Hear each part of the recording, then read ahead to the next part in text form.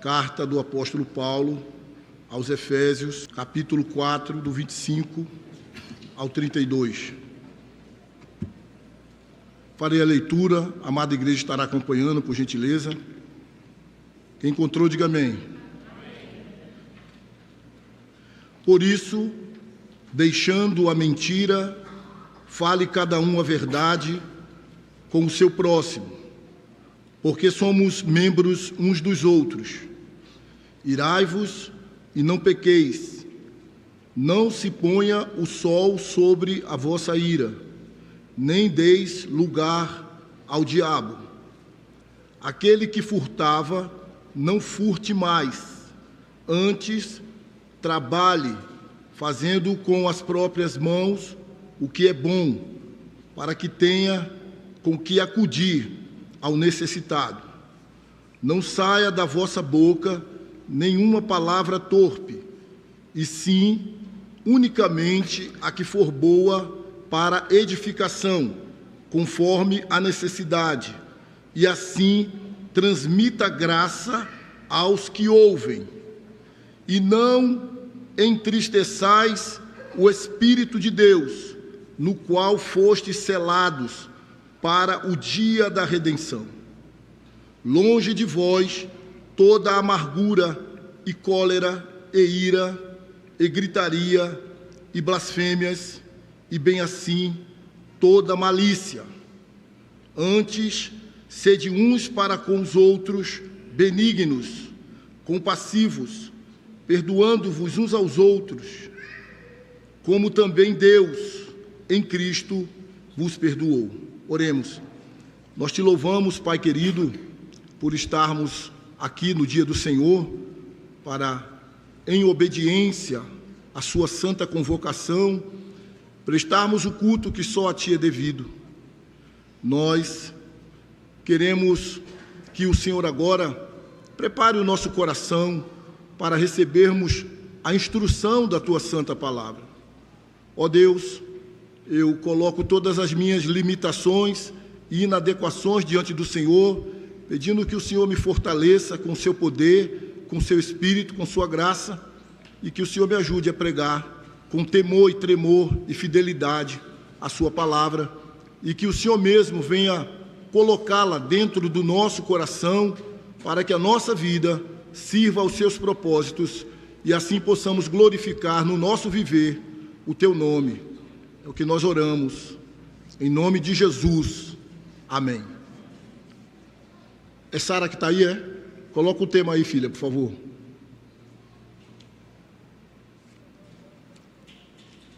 Vamos ler juntos o tema: como se livrar de um mal. Vamos repetir? Mau casamento é uma das razões de fracasso de muitas famílias e de perturbações para a Igreja de Cristo. Casamentos bons, eles nos ajudam na construção de uma sociedade boa, de uma família boa, e isso traz bênção para a igreja. Casamentos maus, eles fazem o inverso. Quem fracassa na família, fracassa em todas as coisas. Eu queria abrir um parênteses aqui para os pais e dizer que os pais, principalmente de adolescentes, são absolutamente responsáveis com as escolhas ou com o namoro dos seus filhos. Pais bíblicos, eles entendem que devem, não é que podem, eles devem interferir no namoro dos seus filhos, principalmente em tempos como os nossos, de crianças já estarem se dando ao namoro. Então, adolescentes, como eu costumo dizer, não sabem de nada, mas eles querem muitas coisas. E os pais precisam acompanhar, interferir de maneira bíblica para livrar os filhos de tragédias. de entrar em relacionamentos destrutivos, malignos, relacionamentos mistos. Quem está entendendo, diga amém. Relacionamento mistos. Quando você diz assim, pai, principalmente o homem, é melhor deixar, porque senão faz escondido, foge, se mata. Você está pecando.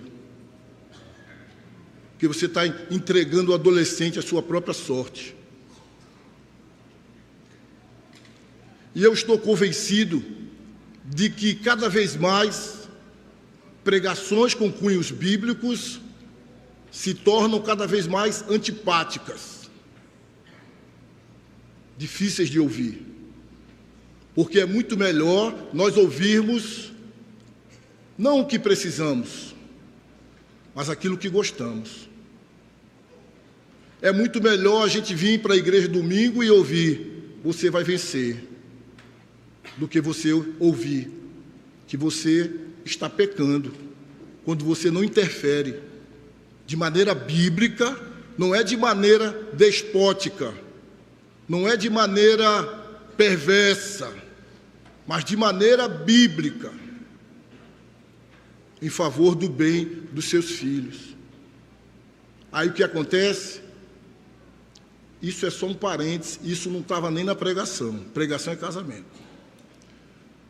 Fica com medo de dizer um não para o filho ou para a filha, para ela não sofrer, não chorar, aí deixa. Aí entra em relacionamentos, sabe o quê? Destrutivos, abusivos, mistos. Quando a Bíblia diz não pode, não deve. Mas o que muitos cristãos da nossa geração estão dizendo é o seguinte: a Bíblia diz assim, mas eu penso assim. E aí, no lugar de acatar a Bíblia, acata o seu próprio pensamento. Então, pais, zelem pelas escolhas dos seus filhos. Expliquem, conversem.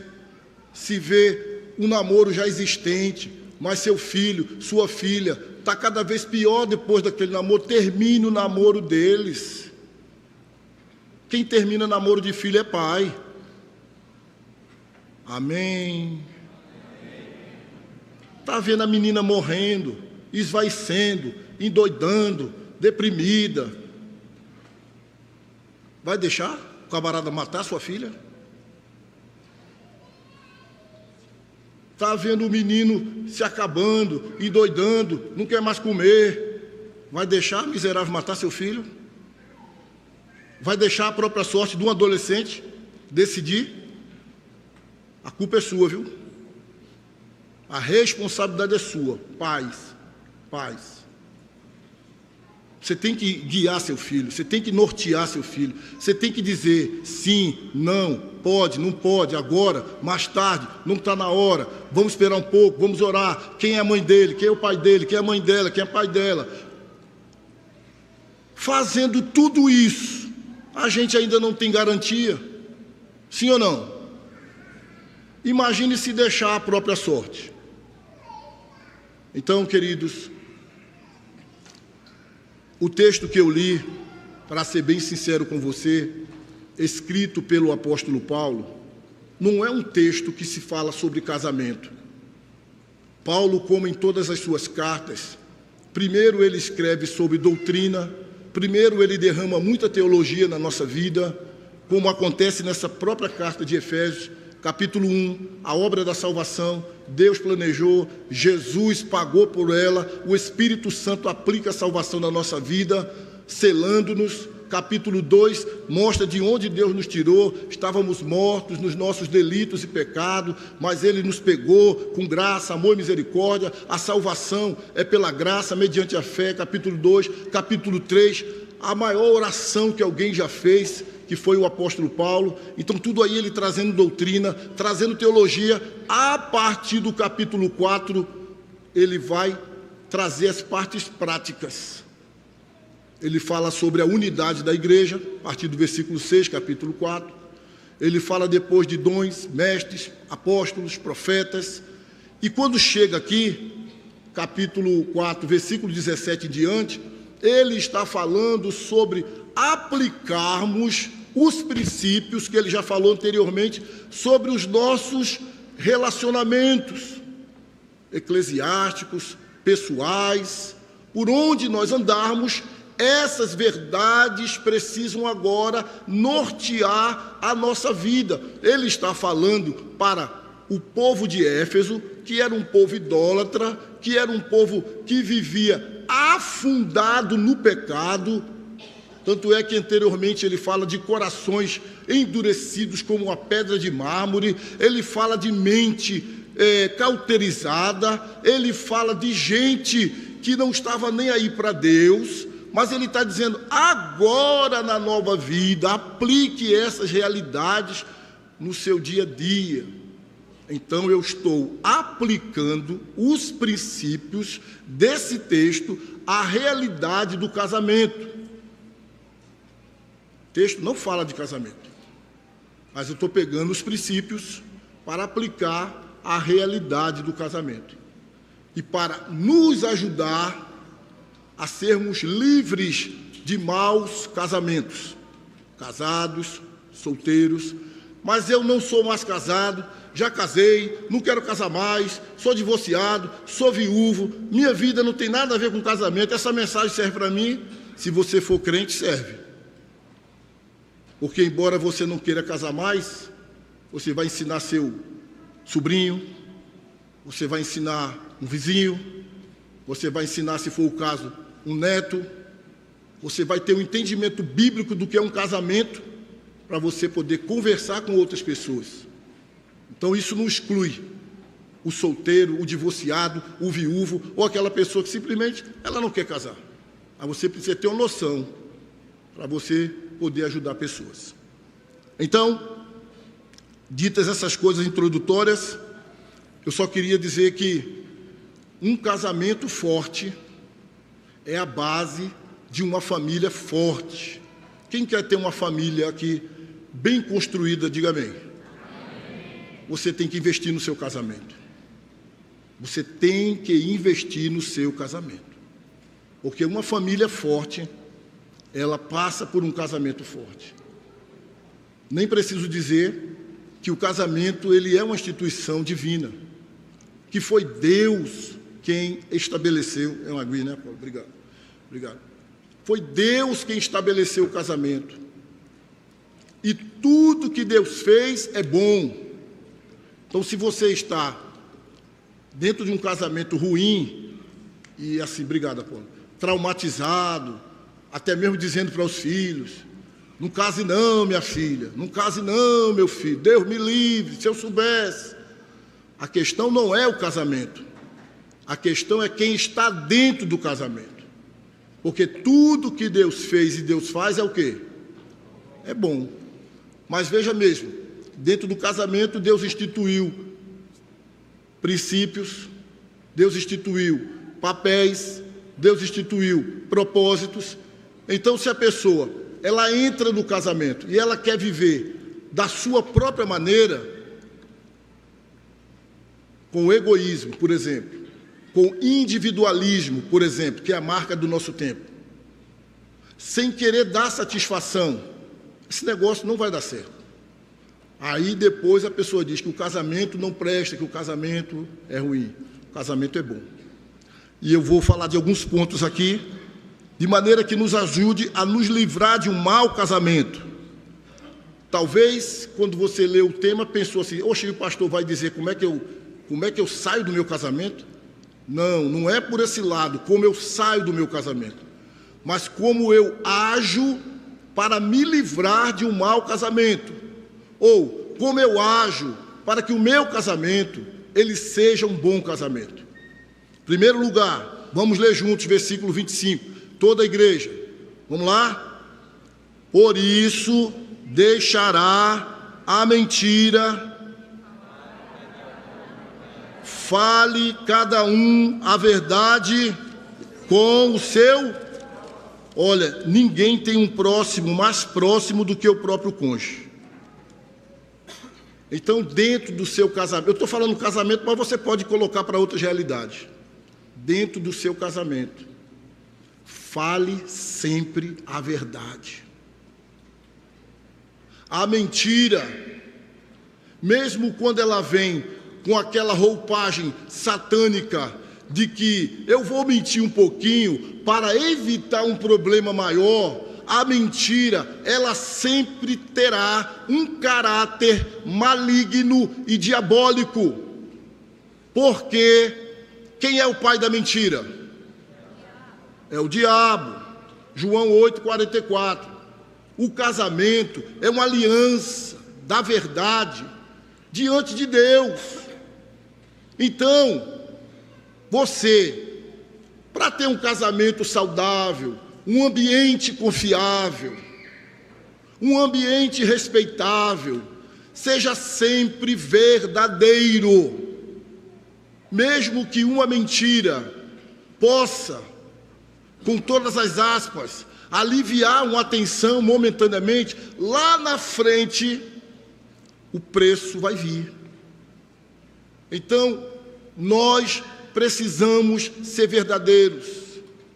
Surgiu aquele ambiente para uma DR, surgiu aquele ambiente para discutir a relação, e um ou outro vai colocar uma situação, vai fazer uma pergunta, e a resposta, ela sempre deve ser uma resposta pautada na verdade. Mas o senhor não sabe quem eu tenho lá em casa, pastor. Se eu falar isso ou aquilo, ela voa na minha garganta, ele voa na minha garganta. Se eu falar isso ou aquilo, é uma semana de silêncio. Então é porque a situação já está adoecida. É porque a confiança já foi quebrada. É porque quando você fala azul, o outro entende amarelo. Então isso enfraquece o relacionamento. E essa aliança, ela não pode ser enfraquecida. Essa aliança tem que ser fortalecida todo dia. Já não basta as lutas externas, os ataques externos, não só do diabo, mas da própria conjuntura da nossa sociedade, que hoje pisa no casamento, desvaloriza o casamento. Então já tem tanta adversidade em relação ao casamento, que eu não preciso criar mais, eu preciso criar defesas. E para que eu tenha um casamento saudável e me livre de um mau casamento, eu preciso ser verdadeiro no meu casamento. Amém? Então não é livrar o seu casamento no aspecto de terminei, vou divorciar, vai embora, não. É assumir práticas que vá levando o seu casamento a ser bom.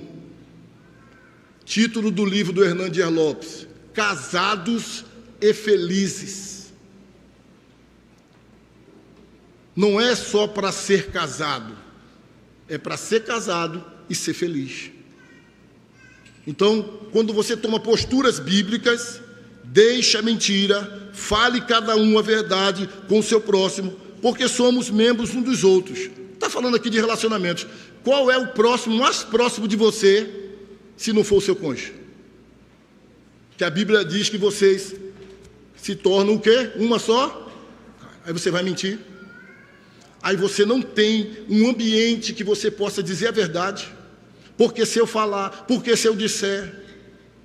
Então que Deus nos ajude a cultivarmos relacionamentos, principalmente de casamento, pautado na verdade sempre. Amém? Amém, igreja? Amém. Verdade. Porque, olha, quando a confiança é quebrada dentro de um casamento, meu amigo, pensa num negócio complicado. Pensa num negócio complicado, que é a recuperação da confiança. Segundo lugar, diz assim, vamos ler o versículo 26, vamos ler juntos, todos juntos, para ficar bem bonito e bem forte, tá bom? Vamos lá. Irai-vos...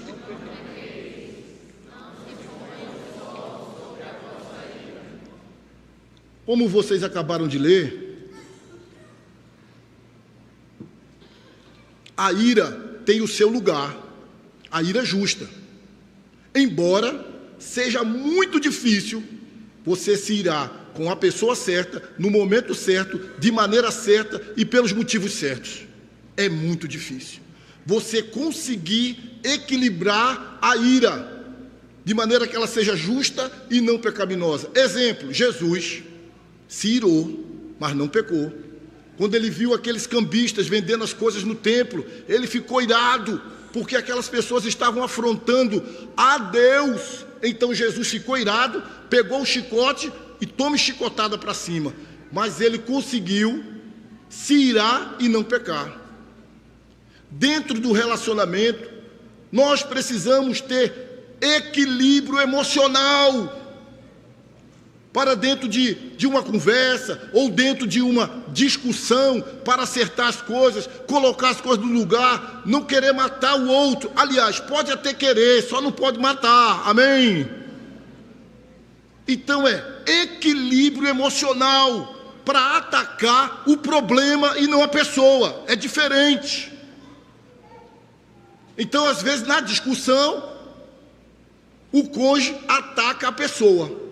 Depois que a palavra saiu com ira, a palavra saiu com raiva, aquilo ali ofende, aquilo ali machuca, aquilo ali humilha. E aquilo traz um ambiente de guerra. Então, qual é o princípio aqui? Seja emocionalmente equilibrado.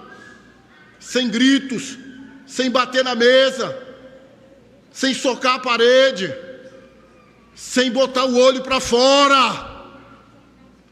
E se você percebe que tem um ambiente para resolver uma situação, aquilo trouxe um fogo dentro do seu coração. Isso aqui é mais para as mulheres, o homem não acontece isso. Aquilo trouxe um fogo dentro do seu coração. O que é que você faz? Se você tem carro, entra no carro, liga o carro, anda 10 quilômetros, vai lá para o Magano, o Cristo, lá no Magano. Chega lá e grita, solta tudo lá no Cristo. O risco que você tem é ser assaltado lá. Mas não vá gritar sobre o seu cônjuge, porque isso é ofensivo, pecaminoso, e isso traz danos para o relacionamento. Então é ter equilíbrio emocional. É fácil? Não. Mas ser casado nos obriga ao exercício contínuo, repetitivo, do uso do fruto do Espírito. Domínio próprio, mansidão, longanimidade. Porque nós somos diferentes. Porque nós pensamos diferentes. Porque nós tivemos criações diferentes. Porque ela é ela e ele é ele. Porque Deus nos fez diferentes. E às vezes nós queremos que o outro seja exatamente como nós. É como se o miserável ou a miserável quisesse casar com ela mesma ou com ele mesmo. E aí a ira toma conta. O desequilíbrio emocional toma conta. Nós já vivemos numa sociedade desequilibrada emocionalmente, não precisamos mais desse desequilíbrio dentro de casa e no casamento. E se você não está equilibrado para tratar aquela situação, naquele momento, você pede graça a Deus, até um momento oportuno, para você falar como gente e não como bicho.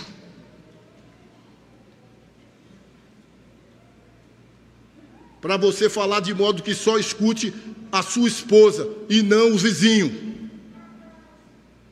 E depois você só falta dar soco um no outro e depois sai os dois com a Bíblia na mão para a igreja. Pai do Senhor. Verdade, equilíbrio emocional nos ajudam a nos livrarmos de um mau casamento. E não tem, eu acho que talvez seja um exagero meu, mas pensa numa coisa ruim, é um mau casamento. Você não tem vontade de voltar para casa. Você não tem vontade de sentar do lado do seu cônjuge. Você não tem vontade de ficar só os dois ali, conversando, brincando. Você procura motivos para não chegar em casa. Mas tudo isso pode ser diferente. Primeiro, por uma obra de Deus. E segundo, com um esforço e uma intencionalidade da parte de cada um de nós. E você que está pensando, só eu faço e ele não faz, eu não vou fazer. Você está trazendo mais desgraça para a sua casa. Cada um dará conta de si mesmo a Deus. Então não considere as suas atividades ou a sua responsabilidade se o outro faz ou se o outro não faz. Faça você. E deixe o outro com Deus. Pode ser que Deus aplique o que aplicou na vida de Abigail com Nabal. Quem já leu a Bíblia está entendendo tudo. Vamos ler agora o versículo 27. Todos juntos, vamos lá? Nem deis lugar. Aqui é um complemento. Como damos lugar ao diabo? Quando nos iramos excessivamente. A ira, ela pode nos levar a tantas atitudes ruins, e a mais comum, e vocês assistem isso na televisão, a mais comum que a ira leva é ao homicídio. Vocês já viram quantos crimes chamados passionais na televisão? Crime de homicídio entre famílias, marido e mulher, ex-marido e ex-mulher, irmãos, amigos, porque de repente num ambiente surge uma situação de uma ira que aquela pessoa não consegue controlar e daqui a pouco tem uma das partes mortas. A ira é levar a maior potência à insanidade. Quantas pessoas no momento de ira mataram o seu próprio cônjuge? Quantas pessoas no momento de ira mataram uma pessoa da sua própria família? Porque foram dominadas pela ira. E aí deram lugar ao diabo. Mentira e ira estão muito associadas a desgraças. E a gente precisa buscar sermos verdadeiros e equilibrados emocionalmente. Quem está entendendo, diga amém. Então essas posturas bíblicas, elas vão nos ajudando a criarmos um ambiente saudável e nos livrarmos, no caso do casamento, de um mau casamento. E o seu filhinho que está ali, brincando, correndo dentro de casa, ele percebe, ele capta a atmosfera, tanto de quanto o lar é pesado e ruim, quando o lar é um lar leve e marcado pelo respeito, pelo amor, pela gratidão. E a maior herança que eu e você, pais, podemos deixar para os nossos filhos, não é uma boa faculdade, mas é o nosso filho olhar para como tratamos o nosso cônjuge. E ele ter uma boa imagem do casamento. E ele ter desejo de chegar na idade e casar. Mas a maioria de crianças hoje, quando elas ouvem falar de casamento, elas associam com uma coisa ruim. A maioria das crianças associam casamento com algo ruim. Porque é ambiente que falta verdade, que falta o equilíbrio emocional, que dá brecha para o diabo agir. Então, na cabeça daquela pessoa ou daquela criança, é a referência que ela tem, então casamento é isso aí. Casamento é isso aí. Como pessoas também que já foram casadas e pessimamente casadas, então, quando aquele casamento termina e ela tem, biblicamente, condições de casar de novo, às vezes ela fica com medo. Por quê? Porque ela faz daquela referência passada a referência para a vida. Então ela pensa, se for homem, não, ninguém é doido não, já sofri demais com aquela mulher. Se for mulher, não, ninguém é doido não, já sofri demais com aquele homem. Então ela congela aquela imagem de que casamento não serve. Mas você teve a infelicidade de casar ruim. Mas não significa que o casamento é ruim. Há possibilidade de um relacionamento bom, e eu estou dizendo isso para quem tem liberdade bíblica. Liberdade bíblica. Tá certo? Então é assim que a gente se livra de um mau casamento e que a gente vai dando exemplos bons para os nossos filhos. Não é gritando, não é mentindo e muito menos dando brecha para o diabo. Seguindo o texto, nós vamos ler agora o versículo 28. Todos juntos, vamos lá?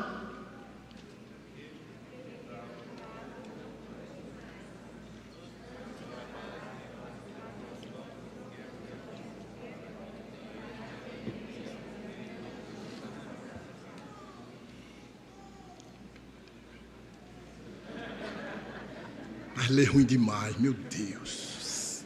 Mais de 200 pessoas lendo e lê ruim demais. Juntos, em uníssono, bonito, para Deus.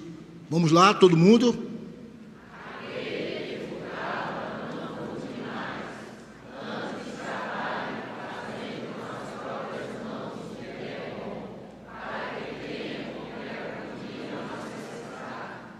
Por que só vai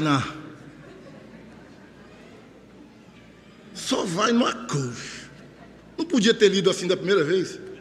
Eu tenho que falar. É a nossa natureza, né, irmãos? A nossa natureza, ela só vai no roubo. Quantas pessoas têm a sua dignidade roubada dentro do casamento? Quantas pessoas têm a sua individualidade roubada dentro do casamento? Individualidade? Sim. Porque eu, como homem, tenho um momento que eu quero assistir um jogo, um futebol.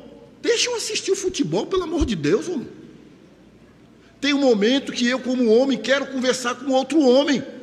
E quero sair com meu amigo, eu e ele só, e conversar um pouco. Não é sair para ficar 12 horas fora de casa e deixar a mulher em casa, toda atarefada, doida, criança, casa para arrumar. Não, estou conversando com meu amigo. Ei, equilíbrio. Equilíbrio. Vou sair. Está tudo certo? Está tudo certo. Olha, precisou, teve alguma urgência, ligue para mim, viu? Está certo. Tudo combinado, sai mais barato. Mas não combina, não explica, não quer dar satisfação, vai de qualquer jeito, confusão. Confusão. E o mesmo direito que o homem tem de assistir um joguinho, de sair para conversar com um amiguinho, a mulher também tem. Amém? Então deixa, miserável, sua mulher sair, lanchar com a colega dela, e mais, dê dinheiro a ela. Amém, mulheres? Amém. Dê dinheiro a ela. Dê o cartão na mão dela e fique orando. Dê o cartão e fique orando muito, mas dê. Então, às vezes, a pessoa casa e o outro rouba a dignidade, rouba a individualidade. Não vai, não pode, não faz isso. Ou seja, aquele voto que ele fez lá no casamento, na tristeza ou na alegria, na saúde ou na doença, na pobreza ou na riqueza. Tem uns agora, os modernos, que eu fico ali quase ficando preto de raiva. Eles levam uns votos no celular, meu amigo. É meia hora, mano. Meia hora o voto no celular. Na segunda-feira não lembra de nada. Porque quando eu conheci você, não sei o quê, ai, meu amor. Meia hora no celular. E o pastor lá, né?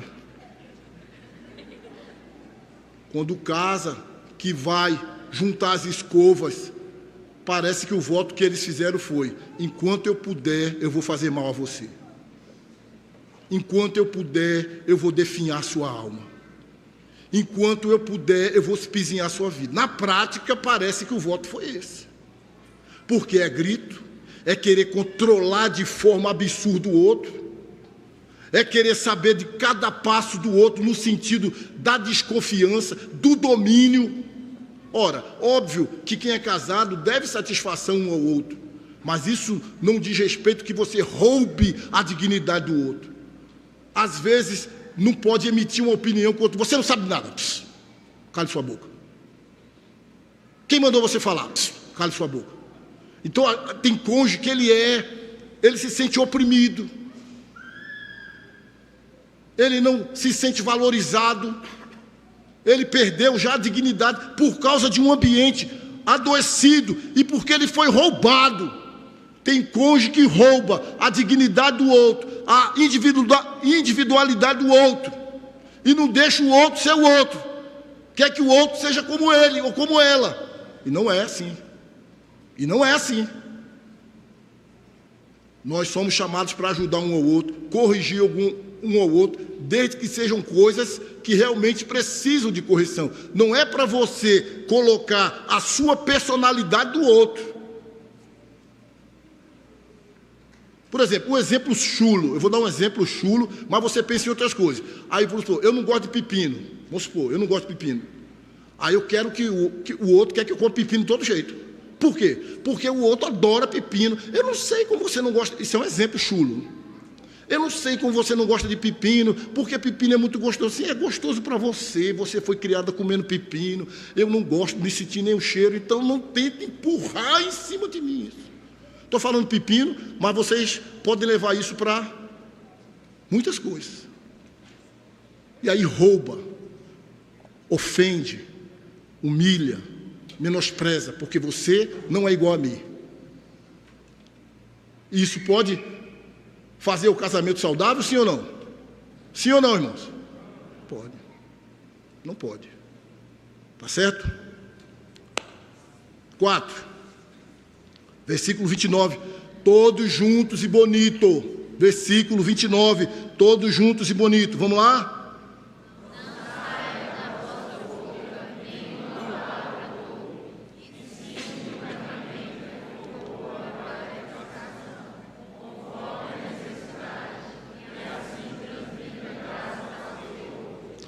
Palavra que traga edificação conforme a necessidade e palavra que transmita graça. Então, nós precisamos ter cuidado com as nossas palavras do nosso relacionamento. Estou falando de casamento, mas você pode aplicar a qualquer outro relacionamento. Palavra tem que transmitir graça, a palavra tem que trazer edificação, a palavra tem que ser em tempo oportuno. Porque pela palavra, às vezes, a gente fere mais do que um golpe físico. Tem pessoa que diz assim, eu nunca agredi minha esposa, ou eu nunca agredi o meu esposo. Talvez com a mão, ou com um objeto, mas com palavra já matou várias vezes.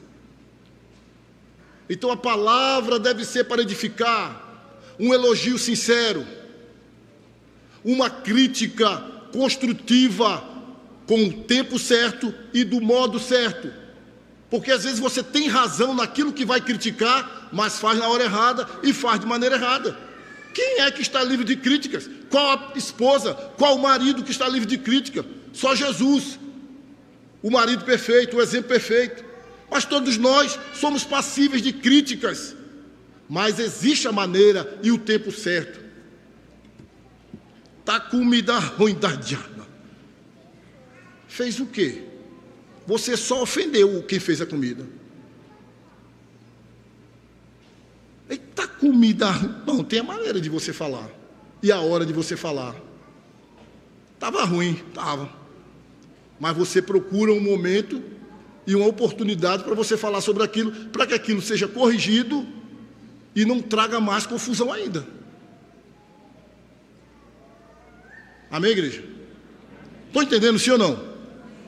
A maneira de conversar, o tempo de conversar, isso que eu vou falar vai trazer graça, isso que eu vou falar vai edificar, ou isso que eu vou falar vai ferir, vai humilhar, porque às vezes a gente fala para humilhar, e não é sem querer não, é querendo. Às vezes a gente fala para machucar, e não é sem querer não, é querendo. Só que quando você fere o seu cônjuge, você que não sabe, você está ferindo a você mesmo. Quando você ofende o seu cônjuge, você humilha o seu cônjuge, você está fazendo mal a você mesmo, dentro de uma concepção bíblica. Então a gente tem que estar aos pés do Senhor. Por quê? Tudo que eu estou falando aqui é mais fácil falar do que praticar, mas é possível praticar com a graça de Deus. Amém, irmãos? Então essas coisas vão livrando a gente daquele ambiente de um casamento mórbido, trevoso, sem prazer. E aí a gente vai estabelecendo, com a graça de Deus, verdade. A gente vai estabelecendo ali palavras boas. A gente vai estabelecendo ali princípios de amor, princípios bíblicos, não dando lugar ao diabo, tapando a brecha, para que o nosso lar, ele tenha o aroma do céu. Para que o nosso lar, ele seja um pedacinho do céu. Agora, isso não se constrói sem intencionalidade. Isso não se constrói porque casamos, temos o dinheiro da feira, temos o dinheiro da despesa, pronto, vamos orar. Não é assim, irmãos.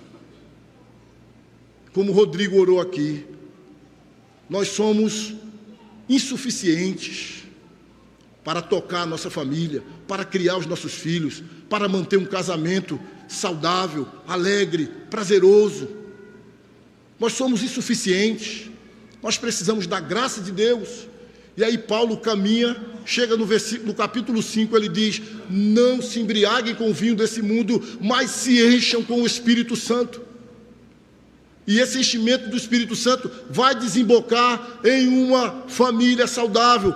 Marido ame sua esposa, mulher auxilie seu marido, filhos respeitem os seus pais, pais não tratem os seus filhos provocando a ira deles. Irmãos, a Bíblia não é um livro solto, a Bíblia é um livro com propósito e a Bíblia tem toda uma direção correta.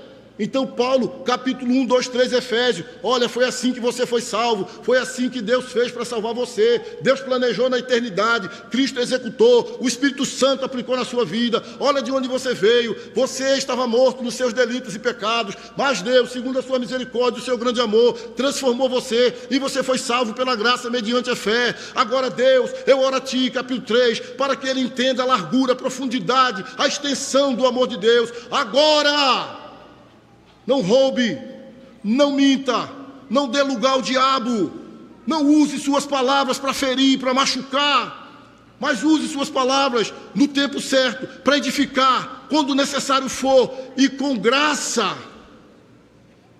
Então não são coisas soltas, são coisas conectadas. E ele segue, capítulo 5, como vive o crente, não como treva, mas como luz. Para a gente encerrar, 31 e 32, juntos, bem bonito, e uma só voz. Vamos lá? Longe.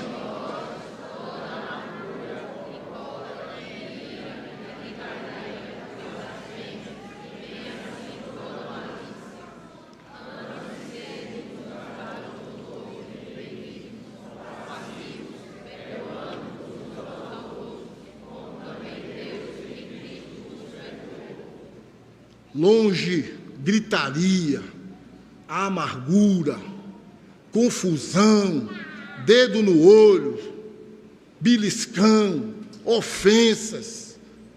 Longe. Antes, execute o perdão.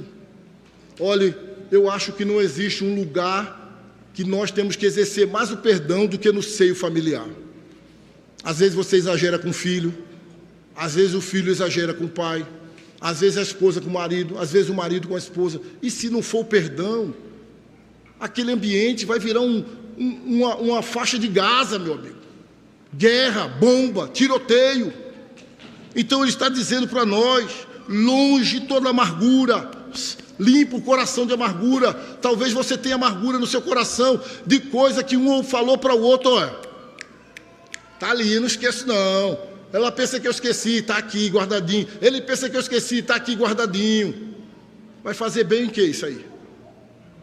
Está lhe ajudando em que guardar essa amargura? Está lhe ajudando em que guardar esse ressentimento?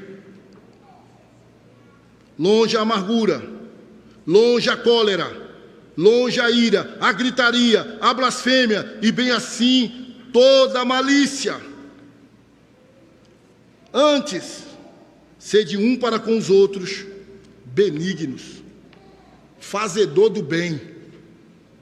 Seja benigno com o seu cônjuge, seja amigo do seu cônjuge, seja leal ao seu cônjuge, seja o melhor amigo ou a melhor amiga do seu cônjuge. O casamento é isso. Seja benigno. Seja compassivo, aquele que tem compaixão.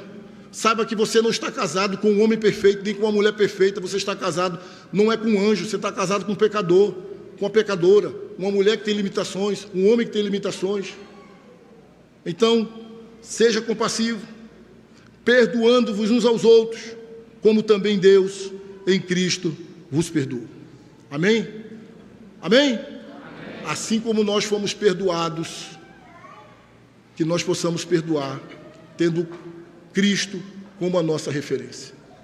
Que Cristo, Ele seja a referência do nosso lar, para que tenhamos casamentos saudáveis, casamentos abençoados, casamentos que sirvam de referência para esse mundo que não acredita mais no casamento, e que triste que muitas pessoas dentro da igreja não estão mais acreditando no casamento. Mas que Deus nos dê a graça de cada um cumprir a sua parte sob a bênção de Deus, sob o poder de Deus, sob o auxílio do Senhor Deus, para que nosso casamento, ele glorifique a Deus, em nome de Jesus. Amém?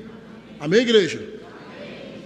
Veja só, eu vou ler sozinho aqui, 1 Coríntios 13, 4 e 5, que diz assim: o amor é paciente, é benigno, o amor não arde em ciúmes, não se ufana, não se ensoberbece, não se conduz inconvenientemente, não procura os seus interesses, não se exaspera, não se ressente do mal. Que o nosso lar seja marcado pelo verdadeiro amor. Não o amor de capa de revista, não o amor dos filmes de Hollywood, que diz que casaram e foram felizes para sempre. Não é isso. Eu e você sabemos que ser casado é viver, por vezes, ambientes tensos, ambiente de tensão. Mas se não for essas práticas da verdade, da boa palavra, da proteção, aí nossa casa vira um território de guerra. Mas que nós possamos contar com a graça de Deus, para que Deus nos ajude, para que o nosso lar seja um lar marcado pelo amor, e que o nosso casamento não seja só um casamento, mas que nós possamos dizer que somos casados e que somos felizes. Eu termino voltando aos solteiros. Tenham cuidado na escolha de vocês. Tenham cuidado na escolha de vocês. Não se deixe levar pela emoção, razão, Bíblia. Você que está esperando uma namorada ou um namorado, não se precipite. Ah, mas eu já estou com 18 anos. Espere em Deus. Diga: Senhor, eu prefiro ficar só do que o Senhor botar na minha vida um atraso. E você que está namorando, abra bem seus olhos. E se vê sinais ruins, corra. Corra. Porque depois o preço é caro. E você que já casou com uma peça ruim, ore. Não abriu os olhos antes, agora ore. E pratique essas coisas que a gente falou aqui hoje, e peça a graça de Deus para a coisa mudar, porque não existe vida irrecuperável para Deus. Amém? Não existe vida irrecuperável para Deus. Então não adianta se desesperar, não adianta dizer: se eu pudesse voltar. Não pode voltar 50 anos atrás, 30 e tal, era para ter pensado lá atrás, era para ter ouvido a mãe e o pai, não ouviu, agora Senhor, me ajude, tem misericórdia, e puf, é daqui para frente pedindo graça a Deus. Amém? Vamos ficar de pé, senão vou falar mais coisa aqui e é pior para nós. Deus, que o Senhor abençoe nossa casa com milagres, que o Senhor abençoe o nosso casamento com milagres, que o Senhor nos faça ter uma percepção bíblica do que é o casamento. Casamento é lugar de bênção, de amor, de alegria, de respeito, de amizade, de harmonia. E a nossa carnalidade e os nossos pecados traz uma figura muito feia para o casamento.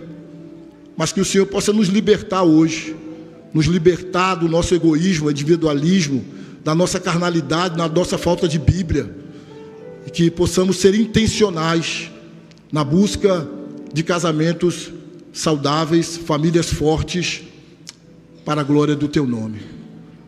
Quanto aos solteiros, solteiras ou aqueles que estão em uma condição bíblica para casar, que o Senhor possa preparar cônjuges abençoados pelo Senhor. Que não seja a escolha desse homem, que não seja a escolha dessa mulher, mas que a escolha seja do Senhor. E que o Senhor possa encher nossa igreja de casamentos bíblicos, casamentos saudáveis, casamentos preparados pelo Senhor. E aqueles que estão precisando de milagres no seu casamento, Pai, que o Senhor possa operar, que o Senhor possa realizar, porque Tu és Deus de transformação, e quando o Senhor age, milagres acontecem. Abençoa nossas famílias, em nome de Jesus. Amém.